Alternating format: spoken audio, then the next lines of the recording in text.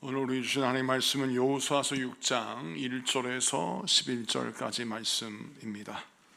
구약 성경 여호수아서 6장 1절에서 11절 326페이지 여호수아서 6장 1절에서 11절 우리 다 같이 교독하도록 하겠습니다.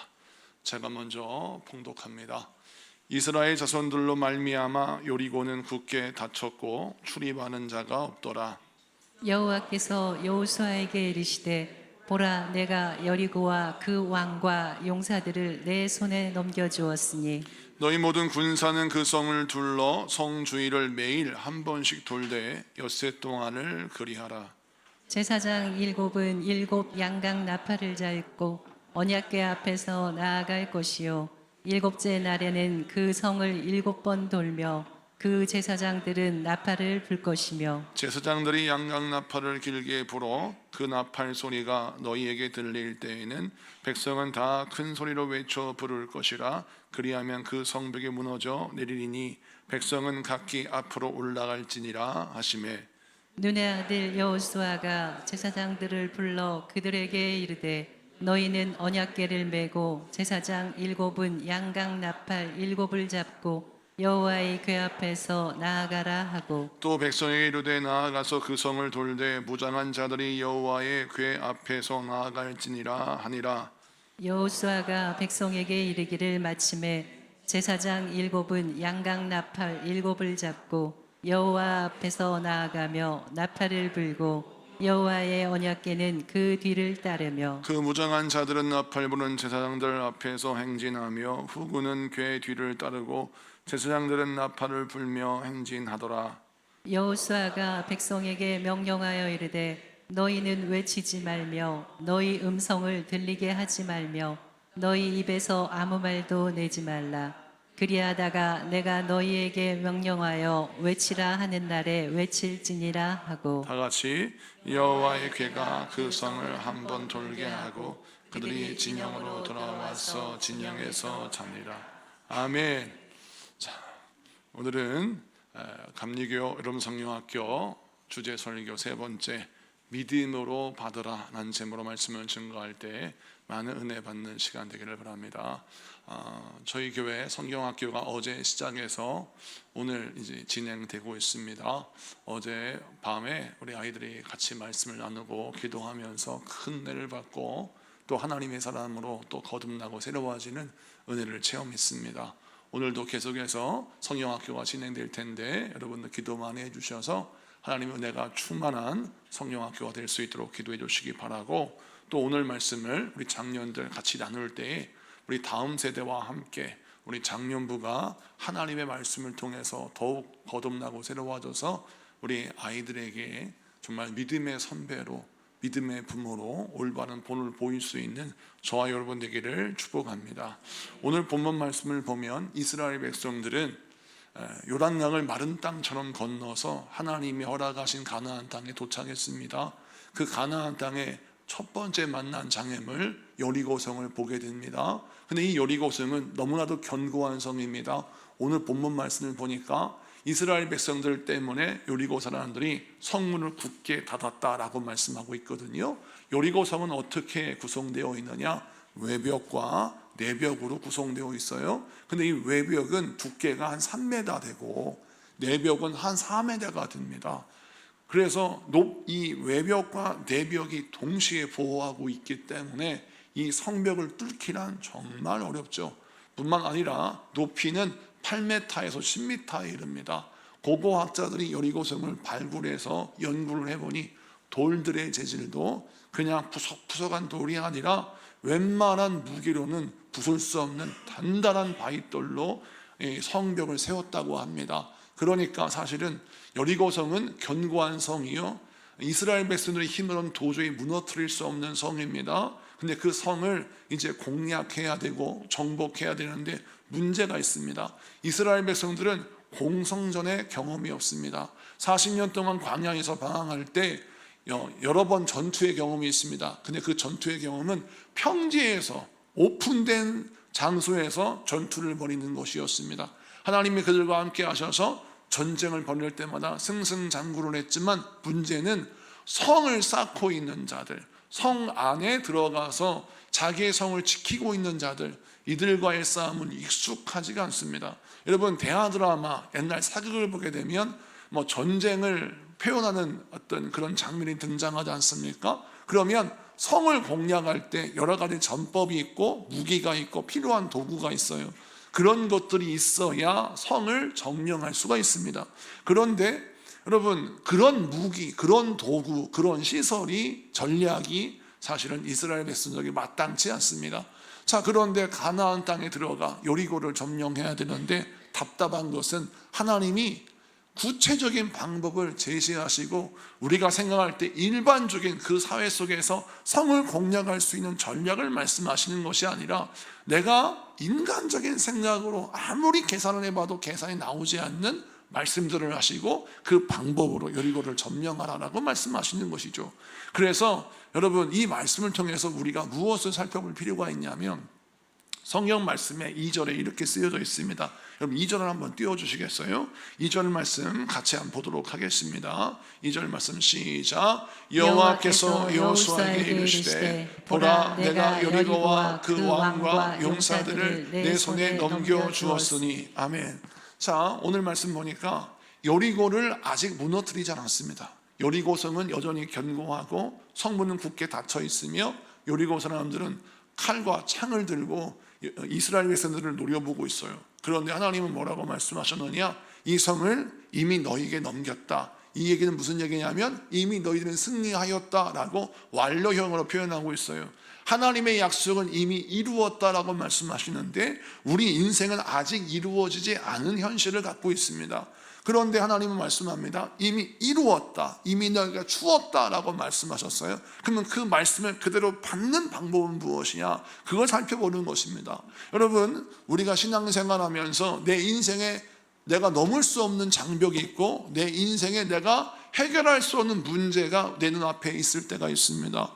여러분, 질병이라는 장벽이 우리 앞을 가로막습니다. 나의 연약함이 나의 인생을 가로막습니다. 그리고 정말 내 힘으로는 경쟁에서 이길 수 없는 그 치열한 과도한 경쟁의 틈바구니 속에 우리가 노출될 때가 있습니다. 자, 그럴 때에는 아무리 내가 노력해도 경쟁에서 이길 수 없고 내가 아무리 애를 써도 연약함과 나의 부족함에서 승리할 수 없을 때가 있어요. 자, 그러면 그런 상황 속에서 내가 좌절할 수밖에 없는데 하나님의 말씀을 통해서 나에게 뭐라고 말씀하시냐면 내가 너의 문제는 해결해 주겠다. 너의 장벽을 무너뜨려 주겠다. 내가 너에게 허락한 이 땅, 이 약속을 내가 이루어 주었다 라고 말씀하신다는 거예요.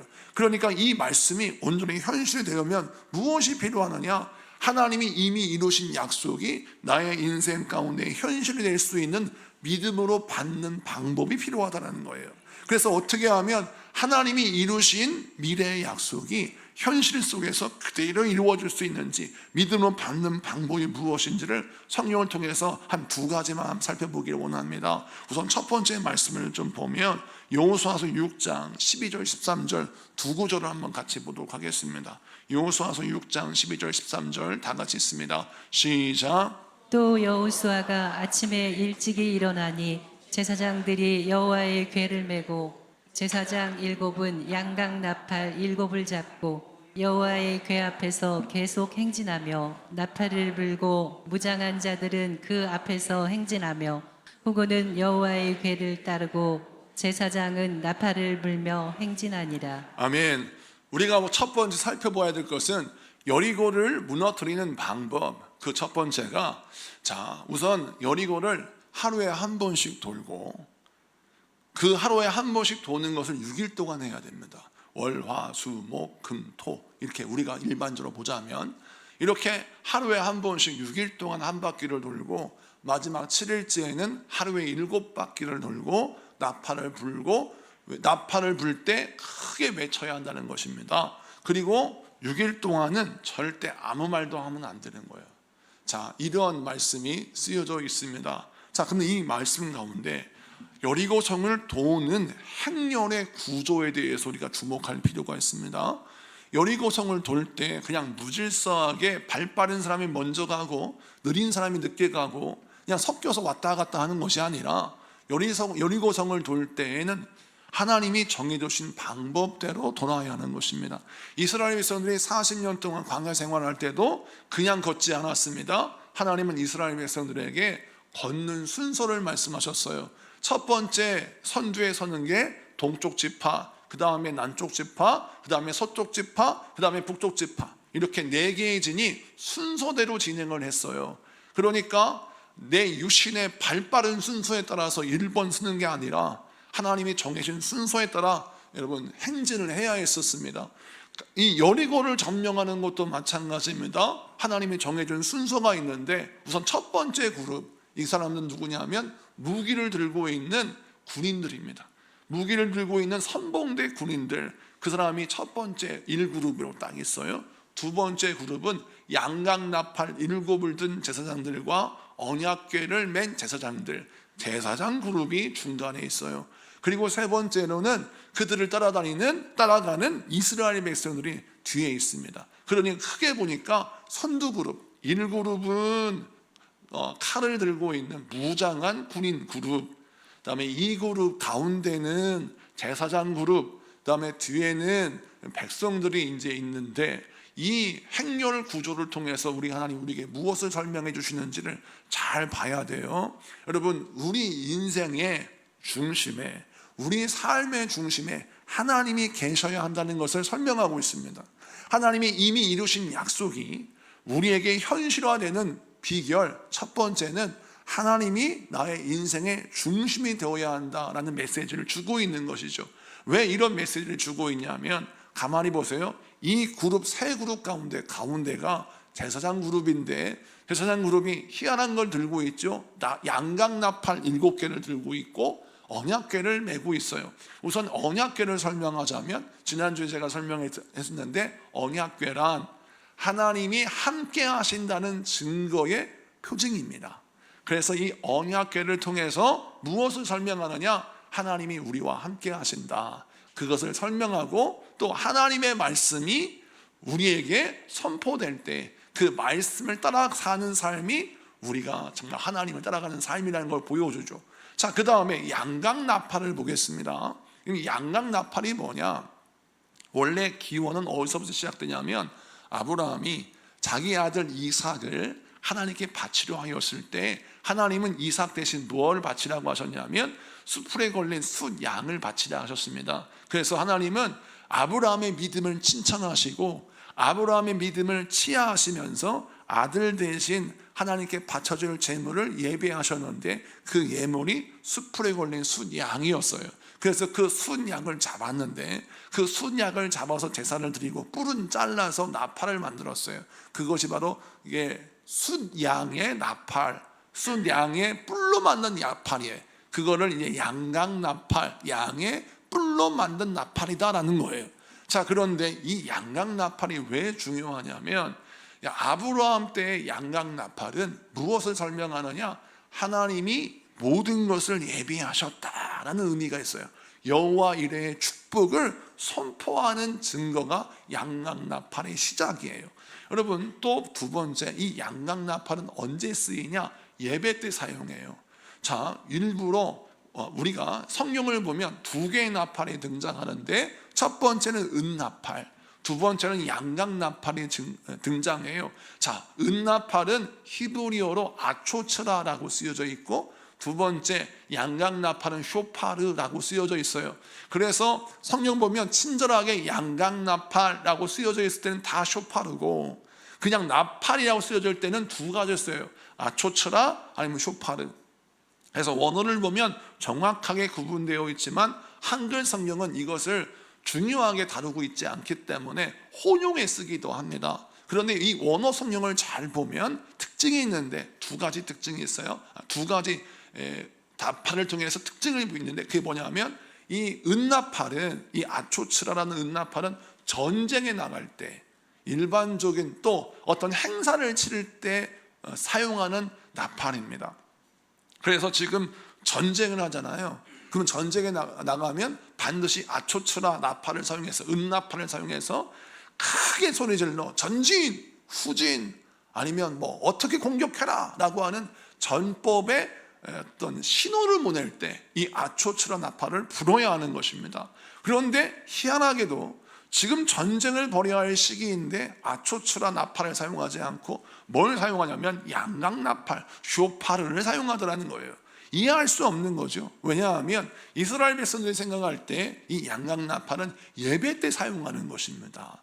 그러니까 예배 시간에 하나님의 임재하십니다라는 신호를 보낼 때 양각나팔을 뿌 하고 부르면 무엇을 상징하느냐? 소리로 하나님이 이 가운데 임재하시는구나.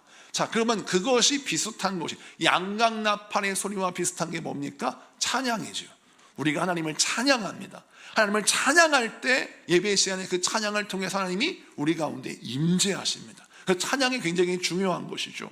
자, 그렇다면 양각나팔은 또 무엇을 상징한다고 했어요? 하나님의 임재하심, 하나님의 예배하심의 복을 우리에게 보여준다라는 겁니다. 자, 그러면 종합해 보자면 여호와의 언약궤도 하나님이 함께 하신다는 증거의 사인이고, 양각나팔도 하나님이 우리와 함께 하신다는 신호예요.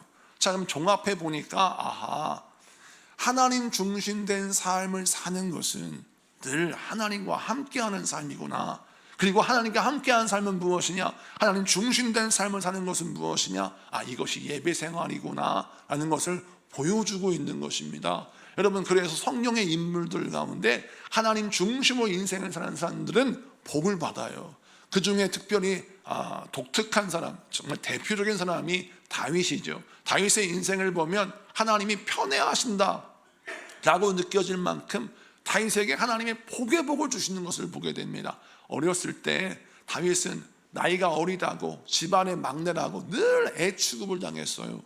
차기 왕을 뽑을 때에도 다윗은 순서에 넣지도 않았습니다. 왜냐하면 집안에서 막내가 뭘 알아, 저 철 모르는 애가 뭘 알아, 이렇게 해가지고 그 다윗은 차기 왕으로 뽑히는 면접 자리에서도 제외될 정도로 무시당한 아이였지만 그 다윗이 마음속에 하나님을 중심으로 하나님을 모시고 인생을 사는 거예요. 그랬더니 하나님이 그 중심에 하나님이 모시고 있는 그 다윗의 믿음을 보시고 사무엘을 통해서 그를 차기 왕으로 복주시잖아요.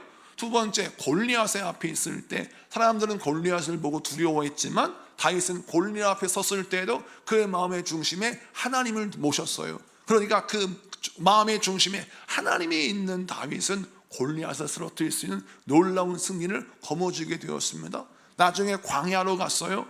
광야에서 억울한 누명을 씁니다. 사울왕이 그를 역적으로 몰아서 그가 쫓겨다닙니다. 사람들은 생각할 때 모든 매스미디어, 유튜브, 방송, 여러 가지 신문 매체, 언론 매체를 통해서 다윗은 사울왕을 죽이려고 했고 모반을 꾸민 정말 배은망덕한 죄인이라고 하는 가짜 뉴스를 뿌리는데 당해낼 사람이 없는 거예요. 여러분, 사람들이 그냥 인터넷 댓글로 누구누구 욕만 해도 연예인들 막 마음에 상처를 받고 아픔을 겪고 그 가짜 뉴스 때문에 큰 고통을 당하지 않습니까? 사람들이 나의 뒷담화만 해도 마음이 괴로운데 온 나라 사람들이 다윗을 죽일 놈이라고 손가락질하고 비웃는데 얼마나 괴롭고 힘들었겠습니까? 내 속을 다 까 뒤집어서 나 그런 사람 아니라고 말하고 싶어도 믿어주는 사람이 없어요. 얼마나 힘들고 어려웠겠어요? 그 어려운 상황 속에서 다윗은 내 마음의 중심에 하나님을 모십니다. 사람들이 아무리 나에게 돌을 던지고 내가 나쁜 사람이라고 손가락질해도 다윗은 마음의 중심에 하나님을 모셨어요. 그러니까 하나님이 그를 따라 살아온 사람들, 그에게 목숨을 거는 동지들을 400명을 붙여주십니다. 뿐만 아니라 그가 나중에 실제적으로 이스라엘 왕이 될 수 있는 기회를 주셨어요. 여기까지 인생을 보면 다윗은 마음의 중심에 늘 하나님을 모시니까 하나님이 그에게 왕이 될 수 있는 약속을 주시고 골리앗을 쓰러뜨릴 수 있는 실력을 주시고 또 왕이 되는 실제적인 복을 허락해 주셨어요. 이것만 봐도 하나님을 내 중심에 모시는 것이 귀하구나, 이걸 알 수 있죠. 그런데 다윗의 인생을 보니까 한 가지 오점이 있어요. 그게 뭐냐면 왕이 딱 되었을 때가 문제입니다. 왕이 되다 보니까 평소에 살아보지 않았던 집에 옛날엔 광야 천막 생활하다가 궁궐에 사니까 마음속에 뭐가 들어오느냐, 아, 내가 왕이 되었구나라고 하는 자만심이 생기기 시작합니다. 그래서 왕의 자리에 앉고 왕의 식탁에 앉고 왕의 음식을 먹고 왕관을 쓰다 보니까 나의 마음의 중심에 하나님 안 모시고 누구를 모시게 되느냐, 나를 모시게 된 거예요. 내가 주인 노릇하고 내가 왕 노릇하고 내가 점점 교만해지는 거예요. 그래서 그가 하나님 중심의 인생을 놓아버리니까, 하나님이 그의 마음속에 중심에 계시지 않으니까 어떤 일이 벌어져요? 다윗이 하나님 앞에 범죄하여서 책망받는 인생의 오점을 남깁니다. 나중에 다윗이 회개하고 잘못했다고 비지만 하나님은 그의 인생의 오점을 성경에 기록하면서 우리에게 무엇을 설명해 주시느냐, 천하 없는 다윗이라 할지라도 마음의 중심에 하나님 놓치면, 마음의 중심에 내가 자리 잡고 있거나 세상이 자리 잡고 있으면 그도 넘어질 수 있다는 거예요. 그래서 우리는 항상 어떻게 신앙생활을 해야 되느냐, 내 마음의 중심에 하나님을 모셔야 한다는 사실입니다. 성경에도 보니까 내 마음에 하나님 두기를 싫어하는 거, 내 마음의 중심에 하나님 두기를 싫어하는 것을 죄의 뿌리라고 설명해요. 로마서 1장 28절을 보겠습니다. 로마서 1장 28절 한번 같이 큰 목소리로 읽어보겠습니다. 시작. 또한 그들이 마음에 하나님 두기를 싫어하매 하나님께서 그들을 그 상실한 마음대로 내버려 두사 합당하지 못한 일을 하게 하셨으니. 아멘. 오늘 말씀 보니까 하나님께서 말씀하시기를, 우리가 만약 마음에 하나님 두기를 싫어하잖아요.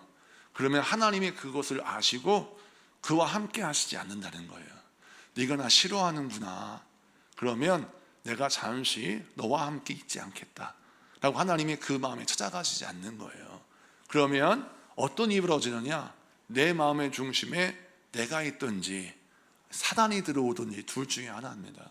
그래서 사단이 들어와서 내 마음의 중심이 딱 되는 순간, 그때부터 죄의 뿌리가 자라나게 되고 그 죄의 뿌리를 통해서 죄의 열매가 많이 맺어지는 거예요. 여러분, 그래서 이런 예가 얼마나 많이 나옵니까? 우리 아이들 성령학교를 진행하면서 어제 집회 때 우리 아이들 이 휴대폰 게임 너무 오래 한 거, 유튜브에 중독된 거, 쇼츠에 중독된 거, 어저께 회개를 하면서 잘못했다고 막 회개하며 기도했어요. 아이들과 함께 얼마나 눈물바다였는지. 오늘도 같이 회개할 분들이 많이 계신 것 같은데 유튜브에 중독되고 하루에 3시간 이상씩 유튜브 보시는 분들, 그런데 같이 기도하면서 간구하는데, 왜 아이들에게 유튜브에 중독되고 게임에 중독되는 것이 나쁜 것이냐라는 걸 설명하냐면, 내 마음의 중심에 게임이 들어오잖아요. 내 마음의 중심에 어떤 유튜브나 매스미디어 이런 것이 들어오잖아요. 내 마음속에 취미생활이 중심이 돼버리잖아요. 그럼 어떤 일이 벌어지냐, 우리가 거기에 중독이 돼버리는데, 중독이란 뭐냐, 내 의식의 세계가 있고 무의식의 세계가 있어요. 의식의 영역은 내가 이성으로 통제가 가능합니다. 근데 문제는 중독이 되면, 내 중심을 빼앗겨 버리면 무의식의 영역에 내 마음의 중심이 작용을 해요. 그래서 아이들 잘 보세요. 휴대폰 게임을 하다가 엄마가 너무 게임을 오래 하는 것 같아요. 휴대폰을 이제 가져와, 그만해 라고 하면 아이가 어떻게 반응하나요? 화를 냅니다. 엄마, 내가 1시간만 더 한다고 했잖아요. 어머니가 설명하죠. 너 게임을 너무 오래 하면 뇌세포가 다 죽어. 그리고 하나님이 안 기뻐하셔. 너 그러니 그대로 그만해. 절제해야지. 그럼 막 더 화를 내, 썩을 내는 거예요. 이유는 뭡니까? 난 이거 하고 싶은데 왜 그러냐 이거예요. 충분히 설명합니다. 네가 이 게임을 오래 하게 되면, 유튜브를 오래 보고 쇼츠를 오래 보면 도파민 중독이 걸리고 네가 큰 문제가 생겨. 설명을 해요. 안 들리죠.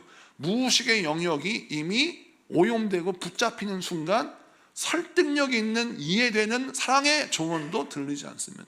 아무 소리도 안 들려요. 오직 뭐만 필요해요? 내가 지금 내 무의식의 영역을 장악하고 있는 그 중심을 채우기를 원해요. 그래서 끊임없이 그것이 술이건 그게 마약이건 그게 게임이건 그게 유튜브건 간에 그 모든 것들이 내 마음의 중심을 지배하고 있기 때문에 그 사람은 분노합니다. 썸을 내. 이걸 뭐라고 하냐면, 여러분, 이걸 중독이라 그러고, 이 중독 때문에 많은 사람들이 괴로움을 겪는 것입니다. 우리 주님께서 우리에게 말씀합니다. 너의 중심에 취미생활, 너의 중심에 이 모든 게임이나 아이들이면 게임이나 유튜브나 어떤 그런 모든 것들이 너의 마음의 중심에 자리 잡고 있으면 너는 이제 하나님을 자동적으로 싫어하게 될 것이라는 거예요. 왜 하나님을 싫어할까요? 하나님은요, 마음에 하나님 두기를 싫어하는 사람을 정확히 아십니다. 너는 차라리 취미생활이 더 좋구나. 하나님과 동행하는 것보다 너는 네가 재미나게 쾌락을 즐기는 것이 더 좋구나. 나와 함께하는 것보다. 하나님이 판단하시는 순간 하나님은 마음에 하나님 두기를 싫어하는 자와 함께하지 않습니다. 내버려 둬요. 그럼 어떤 일이 벌어집니까? 그 사람은 하나님과 함께하지 않으니 죄의 열매가 생기고 결국 인생이 자기 생각대로 풀어질 것 같지만 아니에요. 멸망의 길로, 넘어지는 길로 가는 거예요. 그래서 우리 하나님이 우리에게 뭘 허락하십니까? 은혜의 신령한 개입을 주세요. 그 신령한 개입이 무엇입니까? 내가 좀 깨달았어요. 탕자의 비유처럼 아버지 산을 가지고 해외에 나가서 허랑방탕 인생 살다가 뭘 깨달았어요? 언제 깨달아요? 돼지가 먹는 사료, 주염 열매가 돼지 먹는 사료거든요. 먹을 게 없어서 돼지가 먹는 사료 먹다가 내가 왜 인생 이렇게 살지? 비참한 인생의 밑바닥을 경험하면서 깨닫죠. 내가 다시 돌아가야 되겠다 라고 아버지에게 돌아가지 않습니까? 이것처럼 우리 인생 속에서 내가 하나님께 돌아가야 되겠다, 내가 이렇게 인생 살면 안 되지 라고 깨닫게 되는 순간이 와요. 이걸 은혜의 거룩한 신령한 개입이라 그래요. 우리 하나님의 회개의 은혜라고 그래요. 깨닫게 하십니다. 그래서 내가 이렇게 살면 안 되지, 내가 이런 것들에 중독되면 안 되지, 이런 것도 내가 지배당하면 안 되지 라고 깨닫고 돌이키고 하나님께 돌아올 때 놀라운 회복이 일어나죠. 이스라엘 백성들 하나님이 무엇을 설명하시느냐? 너의 마음의 중심에 뭐가 있느냐? 사람이 있느냐? 취미생활이 중심이냐? 아니면 어떤 세상의 즐거움이 중심이냐? 이걸 잘 보라는 거예요. 여러분, 취미생활이 죄는 아니에요. 여러분, 또 인생에서 게임 한 번 했다고 그 사람이 죄를 짓는 겁니까? 그건 아니잖아요. 그런데 희한한 건 내 마음의 중심을 세상 것에 빼앗겼을 때 죄를 짓게 되더라는 거예요. 이게 참 놀라운 것이죠. 그래서 우리 하나님 우리가 말씀합니다. 너의 마음의 중심에 항상 하나님을 모셔라. 할렐루야. 여러분, 하나님 모시고 인생 살아가신 여러분에게는 축복합니다. 두 번째, 하나님께서 명령하신 말씀이 뭐냐면 하루에 한 번씩 여리고를 돌고 마지막에는 7번 돌아라. 근데 돌 때에는 침묵하고 돌아라는 말씀이에요. 근데 이 말씀을 통해서 우리가 고개가 갸우뚱하는 것은 아무리 이스라엘 백성들이 이방 명명이라 할지라도 외벽과 내벽으로 쌓여있는 여리고성, 이 벽의 두께만 해도 외벽은 3m고 내벽은 4m고 정말 높이는 10m, 8m인데 이런 높고 견고한 성이 이스라엘 백성이 땅 받게 한다고 땅이 울려가지고 벽이 무너지나? 아니잖아요. 그러니까 아무리 계산을 해봐도 여리고가 무너질 수가 없는 겁니다. 내가 여태까지 읽었던 삼국지, 손자병법 보면 이런 방법으로 성이 무너진 결과가 없어요. 그냥 이런 사례가 없는데 하나님이 듣도 보지 못하는 사례로 나에게 말씀하시기를 나의 말에 순종해라. 그러면 여리고를 내가 너에게 주겠다고 말씀하시는 거예요. 여기에서 믿음의 사람과 불신의 사람으로 나뉘는 겁니다. 믿음의 사람은 이해가 안 돼도, 납득이 안 돼도 어떤 말씀 붙들고 나가냐면 이사야 55장 8절 9절 보겠습니다. 이사야 55장 8절 9절 다 같이 읽습니다. 시작. 이는 내 생각이 너희의 생각과 다르며 내 길은 너희의 길과 다름이니라. 여호와의 말씀이니라. 이는 하늘이 땅보다 높음 같이 내 길은 너희의 길보다 높으며 내 생각은 너희의 생각보다 높음이니라. 아멘. 자, 하나님이 나에게 말씀을 주실 때 불신의 사람과 믿음의 사람으로 나뉘어서 여리고성을 점령하는 사람이 있고 여리고성을 점령하지 못한 사람은 나뉘게 되는데, 여리고성을 점령하는 사람의 특징은 뭐냐? 내가 납득하지 못하고 이해되지 못하고 설명할 수 없는 그런 말씀을 듣는다 할지라도 어떻게 생각하냐면 하나님의 생각과 하나님의 마음과 하나님의 뜻은 땅에 사는 나와는 달라서 하나님의 뜻이 있고 하나님의 생각이 있고 하나님의 계획이 있으시겠지라고 인정하고 하나님의 말씀과 뜻과 생각을 따라 나의 삶을 맞춰가더라는 거예요. 자, 그러면 하나님은 그에게 뭘 주시냐면 하나님의 뜻을 이룰 수 있는 수준을 주세요. 하나님의 뜻을 이룰 수 있는 여러분 성장을 주시고 성숙을 주십니다. 여러분, 만약 하나님께서 여리고성을 돌게 하실 때 월요일 날 한 번 돌면 갑자기 속조문이 막 무너지고, 그래가지고 신나가지고 화요일 날 한 바퀴 도니까 막 북쪽 문이 막 흔들리고, 수요일 날 또 한 바퀴 돌면 막 동쪽에 있는 벽이 막 흔들흔들거려서 무너지고, 그러면 얼마나 도는 재미가 있겠어요. 내가 마지막 날까지 돌면은 다 무너지겠구나, 이런 마음을 가지고 순종은 다 할 겁니다. 예를 들어서 여러분이 사업이 어려워요. 그럼 기도해요. 작전 기도에 들어가 40일 작전 기도. 우리가 11월 달에 가보면 이제 21일 돌파 기도에 시작하지 않습니까? 내 인생의 문제를 돌파해야 되겠다. 돌파 기도의 작전 기도 시작했다. 첫날 기도했더니 100만 원 입금이 딱 됐어요. 둘째 날 200만 원 입금되네. 그러니까 사업에서 풀리지 않는 물질의 문제가 해결되니까 기도하는 재미가 나지. 그럼 이러면 좋을 텐데, 첫째 날 기도하고 둘째 날 기도하고 셋째 날 기도해도 아무런 응답이 없어요. 그럼 여러분, 돌파 기도의 21번 집회를 진행할 때 초조해지겠습니까? 안 초조해지겠습니까? 초조해지죠. 뭔가 내 문제가 해결될 기미라도 보여야 되는데 그런 기미가 보이지 않아요. 하나님이 여리고성을 그렇게 돌게 하십니다. 세상에 월, 화, 수, 목 6일 동안 도는데 성벽이요 조금도 흔들리지 않아요. 마지막 날 디데이예요. 7번을 도는데 7번 마지막 바퀴를 돌 때도 성은 멀쩡해요. 나팔을 크게 붑니다. 그런데도 멀쩡해요. 마지막에 외쳐라! 라고 하니까 와! 하고 외치니까 그때 여태까지 멀쩡하고 견고했던 여리고성 외벽과 내벽이 완전히 무너져 버리는 겁니다. 왜 하나님은 이와 같은 역사를 이루실까요? 이유는 순종은 하다만 순종이 아니라 완전한 순종이 순종이라는 것을 알려주시기 위함입니다. 이유는 무엇이냐? 하나님의 영적 세계에서는, 하나님의 특별한 은총의 세계에서는 수준이 되어야 열리는 문이 있고 수준이 되어야 열리는 길이 있기 때문에 그렇습니다. 이 수준은 학력 수준을 말하는 게 아니에요. 이 수준은 경제적 수준을 말하는 게 아니에요. 이 수준은 영적인 수준이에요. 이걸 영적 성숙이라 그럽니다. 여러분, 영적 성숙의 수준이 딱 열렸을 때, 되었을 때 비로소 하나님이 문을 여시고 길을 여세요. 이는 무엇이냐? 여러분, 영적으로 성숙되지 못한 사람이 하나님의 능력을 받아보세요. 어떤 일이 벌어져요? 삼손을 보십시다. 삼손이 얼마나 강한 능력을 가진 사람입니까? 나귀 턱뼈로 여러분 블레셋과 싸워서 승리한 사람입니다. 이 나귀 턱뼈로 블레셋 군대와 싸워서 승리하고 그가 어마어마한 능력을 발휘해서 그의 정말 헐크와 같은 힘을 가지고 블레셋과 싸워 승리하는 그런 용사이지만, 여러분, 그가 가진 능력으로 그가 하나님의 영광을 위해 싸웠습니까? 자기의 승질대로 싸웠습니까? 자기의 성질대로 싸웠어요.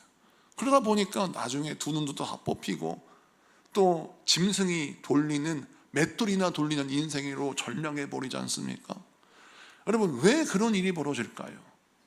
성숙하지 못한 사람이 하나님의 능력을 잠시 받자 어떤 이유로 자기를 파괴하는 것으로 그 능력을 사용하더라는 거예요. 제가 이 삼손의 가장 안타까운 스토리, 들릴라 스토리를 보면서, 옛날 삼손 영화가 있었어요. 어린 시절 토요 영화를 통해서 삼손 영화를 보면서 얼마나 마음이 아픈지. 삼손이 들릴라의 무릎에 누워가지고, 삼손이요, 당신의 힘이 어디서 나옵니까? 나의 힘은 나의 힘은 하나님이 주신 힘이다, 이렇게 얘기하지 않고, 나를 만약에 쇠밧줄로 묶으면 내가 힘을 못 쓸 것이다. 또 사람이 쇠밧줄로 묶었어요. 그랬더니 옆에서 막 블레셋 군대가 쳐들어오니까 쇠밧줄을 탁 끊어요. 블레셋 군대를 물리칩니다. 그랬더니 들릴라가 울죠. 당신 나에게 거짓말을 했군요. 쇠밧줄로 당신을 묶으면 힘을 못 쓸 줄 알았는데 힘 잘 쓰기만 하고만. 당신 나한테 거짓말했습니다. 그러면 붕어가 아니고서야 이 여자 나를 죽이려고 하는구나, 이걸 알아야 될 거 아니겠어요? 삼손은 붕어예요. 몰라. 들릴라가 나를 죽이려고 하는 줄을 몰라요. 끝까지 그렇게 속임을 당하면서도 결국 나의 힘은 어디서 나온다 그럽니까? 머리카락에 나온다고 합니다. 그래서 여자가 머리털을 밀어요. 힘이 빠졌어요. 그래서 들릴라가 다시 블레셋 사람들을 부릅니다. 블레셋 사람을 부르니까 삼손이 그들과 싸우려고 하는데 싸울 수가 없어요. 머리카락이 밀려서. 그래서 이제 눈이 뽑히고 이제 연자 맷돌을 돌리는 신세가 되는데, 그걸 잘 보십시다. 이 삼손이 왜 이렇게 자기를 파괴하게 됩니까? 주님이 주신 은사, 주님이 주신 능력, 주님이 주신 기회를 어떻게 사용합니까? 자기의 정욕에 따라 사용합니다. 그러자 하나님이 결국 그 능력을 거둬가세요. 왜 거둬가시느냐? 하나님은 그래도 마지막까지 삼손의 입술을 주목하셨어요. 들릴라에게 하나님이 왜 삼손을 유혹할 수 있도록 기회를 그냥 내버려 두셨느냐? 삼손의 입술에서 뭐가 나오기를 기대하셨냐면, 당신의 능력이 어디서 나옵니까? 라고 하면 삼손이 이렇게 얘기한 게 맞아요. 나의 능력은 하나님에게서 나온다. 그러면 삼손은 머리카락에 밀려서도 여러분 힘을 발휘할 수 있었을 것입니다. 그럼 삼손이 뭐라 그래요? 내 능력은 머리카락에서 나온다. 이게 그의 신앙의 고백이었어요. 그래서 하나님이 그래, 네 말대로 내 능력 걷어가 줄게. 머리카락이 밀리니까 능력이 나오지는 않는 거예요. 머리카락이 밀려서 나오는 게 아니라, 능력이 사라진 게 아니라, 하나님이 그의 신앙의 고백을 들으시고 너 나 안 믿는구나, 하나님이 능력을 걷어가 버리신 겁니다. 오늘 이 말씀을 통해서 우리가 무엇을 깨달아야 합니까? 여러분, 우리는 영적 수준에 도달하기 위해서 완전한 순종을 하기 위해 몸부림쳐야 합니다. 왜 하나님은 우리에게 완전한 순종을 요구하실까요? 왜 하나님은 우리에게 끝까지 순종하는 걸 요구하실까요? 왜 하나님은 때로는 나에게 납득할 수 없는 것까지 납득을 하라고 말씀하시고, 포용하고 수용하고 때로는 용서하라고 말씀하십니까? 그 이유는 무엇이냐? 우리를 성장시키고 성숙시키기 위함입니다. 왜 그렇게 성장과 성숙에 우리 하나님의 초점을 주십니까? 이유는 삼손되지 않게 하기 위하여, 우리로 하여금 하나님께 쓰임받은 믿음의 사람 되게 하기 위하여 우리를 훈련시키시는 겁니다. 이스라엘 백성들이 여리고성 점령하고 가나안 땅 정복해서 뭐 할 겁니까? 내 땅 마라라고 즐거워하며 허랑방탕 인생 살면 하나님은 그 땅 이스라엘 백성들에 빼앗아 버려서 바벨론에 줘버리시는 겁니다. 그런 역사가 나옵니까? 안 나옵니까? 나오지요. 열왕기 하를 보니까, 다니엘서를 보니까 역사가 나옵니다. 하나님이 허락하신 가나안 땅에서 이 땅 내 땅이고 내가 노력해서 얻은 땅이야 라고 고백하는 순간, 하나님은 그래, 네가 노력해서 얻은 땅이니까 너의 능력으로 네 땅을 지키나 보자 라고 하나님이 도움의 손길을 걷어가 버리셨어요. 그러자 더 강한 상대 바벨론을 이길 수가 없는 겁니다. 세상은 우리보다 똑똑한 사람 천지입니다. 세상은 우리보다 기술이 월등한 사람 천지예요. 세상엔 얼마나 똑똑한 사람이 많은지 모릅니다. 제가 한 번은 어떤 교수님이 이런 강의를 한 적을 들었어요. 여러분, 공포스럽지 않습니까? 매년 서울대에서 수백 명이 졸업을 합니다. 그러는 거예요. 가끔씩 서울대 출신들이 너무 좋은 직장과 좋은 자리를 차지하니까 한 3년 정도는 우리 졸업생을 배출하지 않겠으면, 이렇게 해야 나머지 대학 학생들도 기회를 얻을 텐데, 공포스러운 건 서울대가 증원을 계속하고 매년 졸업생을 배출하는 거예요. 좀 졸업생을 덜 배출해야 우리한테 기회가 올 텐데 무섭지 않냐는 거예요. 그 얘기 들으니까 무서운 거죠. 한숨 더 뜨는 거는 하버드대 출신도 더 많이, 미국 아이비리그 출신들도 더 많이 한국에 들어오고 있어요. 이제 웬만한 스펙하고는 명함도 못 내는 시대가 왔습니다. 자, 우리가 얼마나 어떤 스펙을 가져야 세상에서 그냥 프리패스드 특권을 가질 수 있을까요? 여러분, 그런 시대는 이제 끝났습니다. 학력이 프리패스라는 시대는 끝났어요. 우리보다 똑똑한 사람, 실력 있는 사람 넘치고 넘칩니다. 자, 이런 시대에 우리가 어떻게 생존할 수 있습니까? 여러분, 하나님이 도우셔야 합니다. 하나님이 함께 해주셔야 합니다. 하나님이 함께 해주시지 아니하면 우리는 이 경쟁 사회에서 살아남을 수가 없는 겁니다. 하나님이 그걸 아셨기에 가나안을 이스라엘 백성들에 허락하시면서 너희들 여리고성 점령했다고 교만해지지 말아라. 여리고가 인생 전부가 아니야. 바벨론 땅 가봐라. 너 아수르의 니느웨 가봐라. 더 큰 성이, 더 큰 땅이 존재한단다. 그러니까 항상 여리고 땅 점령했다고 교만하지 말고 항상 겸손해야 된다. 우리 하나님이 이 메시지 주시기 위해서 여리고성을 점령할 때 네 능력으로 하지 말고 하나님의 능력으로 점령하고, 너 부족한 순종, 하다만 순종하지 말고 끝까지 완전히 순종하는 경험을 해봐. 그러면 내가 너의 수준되었을 때 열어주는 새로운 길을 보게 될 거다. 이 메시지를 주시는 겁니다. 말씀을 마치고 정리합니다. 우리 하나님은 여러분에게 믿음으로 얻는 땅을 예비해 놓으셨습니다. 하나님이 예비해 놓으신 땅은 하나님이 이미 승리하게 하신 땅입니다. 그걸 받기만 하면 되는 거예요. 하나님이 예비하신 복을 받는 두 가지 방법. 첫 번째는 하나님을 내 삶의 중심으로 모시는 겁니다. 두 번째, 하나님의 말씀에 완전한 순종으로 헌신하는 겁니다. 하나님이 이 두 가지를 잘 이루는 자에게 하나님이 예비하신 놀라운 승리를 여러분의 승리로, 하나님의 예비하신 놀라운 평안과 회복과 위로의 은혜를 여러분의 평안과 회복과 위로의 은혜로 주실 줄로 믿습니다. 기도합시다.